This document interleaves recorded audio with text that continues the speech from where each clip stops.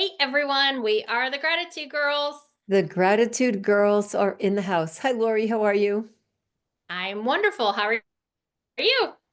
I'm good. Thank you. I'm so excited to talk about tonight and being on the move and on the go and using our laptops and our lifestyle. So I'll introduce myself real quick for those of you who are tuning in for the first time.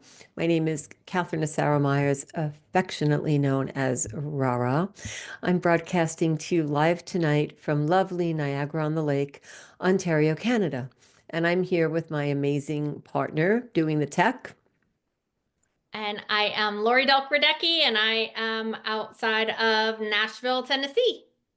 So we're here tonight to give you a brief or debrief on laptop lifestyles, tips and tricks. So if you're watching tonight, you're wondering what does that mean? If you're not sure what that term is, we're going to talk to you about opening your laptop and working wherever you are, traveling, being on the go. So we do this on a regular basis. Lori just landed, so it's really fresh, relevant topic. So I'll start while Lori's typing a few things into our platforms. So if you're watching us right now live on Facebook or on our website and you have any questions, just put them below the video and we will get back to you on that. If you'd like to speak to us privately, let us know. So what happens if you have a laptop and you have a lifestyle that suits that?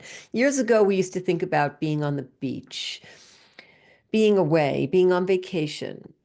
And really, what you want to do is unplug when you're on vacation. But some people, when they go on vacation, they have to be off work. So it's like a paid vacation day. They feel like they're not earning any money and they might be nervous about it. With a laptop lifestyle, we can, as entrepreneurs, as business owners, be on the go, still work, still have the time away from maybe the hustle and bustle, and still be with our family. So if you can manage that, maybe it's juggling for some of you, maybe it's very diligently working at certain hours and then being able to enjoy yourself. We can talk to you about tips and tricks. So, Lori, over the last 10 days, I think you probably have the most relevant tips. I'll give some after you. Can we start with maybe three really important ones for those who are looking to quit their job, leave the corporate world, and take their laptop and start a business? Yes, absolutely. I have in the last 2 months, I think I've been home like 4 days. So, so yes, you definitely have to, you want to embrace the flexibility, right? Because everybody wants that laptop lifestyle. But to still work your business, you have to stay disciplined.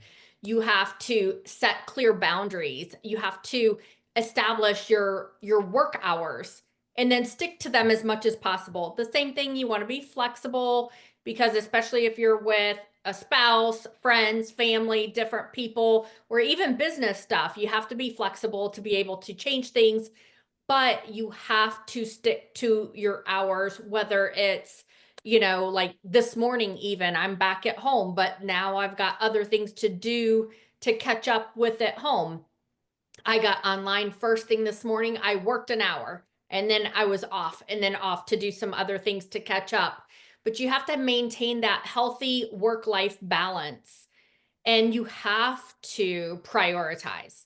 That's the biggest thing because, like, I could work probably 24/7 every day of every week of every month and still not be done with all of my stuff that I have in all my lists.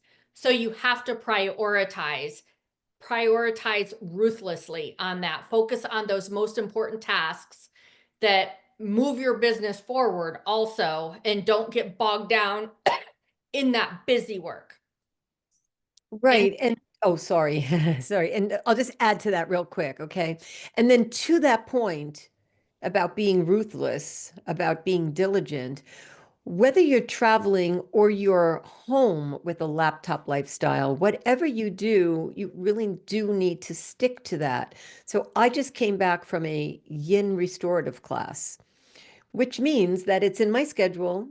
I plan it and I still get to come back home and be live, get to work, and know when my day begins and ends. So if you leave in the middle of your day, laptop lifestyle means that whatever you're doing, you get to do it and come back to it. So if you schedule it, imagine if you don't, then how could you be on time for something? What if somebody only has 15 or 20 minutes? So to your point, Laurie, it's really important what you said is be ruthless about it. Be very diligent with the habits of when you stay and when you go. Yeah, absolutely. And that was going to be my next point too, was to focus on your well-being also. Make sure to take those regular breaks and have that movement, avoid burnout, right? Take regular breaks, get up. I don't have it on right now, but my Apple Watch normally tells me it's time to stand up. It's time to breathe. And so have those things set in your schedule so that way it reminds you, it comes up on my calendar to get up and walk and move and do things and add those different things into that laptop lifestyle too, because part of that is your whole well-being. Lori, I hear some people say, I have a job, so I can only do these things on Saturday or Sunday. I can't get my hair done, or I can't do my food shopping, my grocery shopping, or I have to do things online, or I can't attend class. And when you're an entrepreneur, it doesn't mean that you have more time. We have the same 24 hours to the day. The only difference is we won't spend maybe 10 or 8 hours or commuting at a job and then take care of ourselves last. If we incorporate that into our day, we could in fact work a full day. You might want to work a long day one time. You just may be having a good time. They say if you find something you like, you're never working a day in your life. So for Laurie and I, we're very happy with what we're doing, but we have spouses and families, and we do need to make sure that they don't feel that, we're just working and not integrating that. So in case you happen to be someone who loves your work and you think that you can only do things certain days of the week, make sure you take care of yourself and do it with a partner. Laurie and I like to plan things together. So find someone else who likes to work a lot and say, why don't we do this? Why don't we plan that? And then together you can be accountable, because accountability is really important in business and in self-care.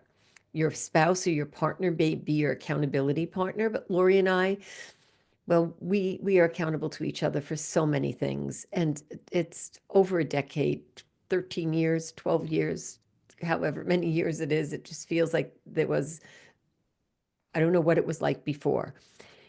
Be real with someone in your life and be very honest and true to what you need so that you don't push it under the carpet as if you don't need that. We all need time for ourselves. That's why opening the laptop and closing it is important. It goes both ways. It's like a door. It opens and it closes. And when it does, make sure that there's time for you and maybe time for your clients. You can teach them to do the same thing, because if everybody's energized, I would imagine that the results are better. Right. Yeah, absolutely. And that falls in line also with maintaining social connections. So many people, especially through all the C stuff over the last few years, and then even people working remotely now, and like Catherine and I work remotely, wherever we're at, we work from. But that can become isolating. So you need to make an effort to connect with friends, family, other entrepreneurs. Like she said, we talk all the time, not only for business, not only for Gratitude Girls, not only for our coaching clients, but also just as friends. And us with our husbands talk together, is all four of us. And we keep in touch with each other. And then the last thing I'll just say on that really quickly is maintain your workspace, whether you're out somewhere else or you're in your office.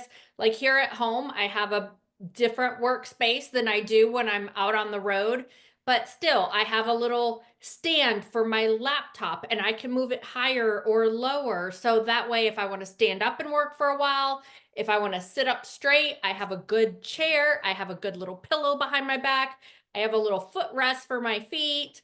I have a little roller thing for my feet to roll on my feet. And I know Catherine has a few things too. But you want to make sure that your space is good for you, especially if you're going to sit there for a long time. I love that you brought that up. Yes, I have a Pilates circle. I have Pilates. I have yoga tune-up balls. I have a gorgeous ball behind me. So when I sit in my chair, I don't sit back and I try not to sway. I put this right behind me. I said I have yoga blocks. I have little 3 pound weights, 2 pound weights. So these things are around me, and I use that circle either between my knees or my ankles or in my arms.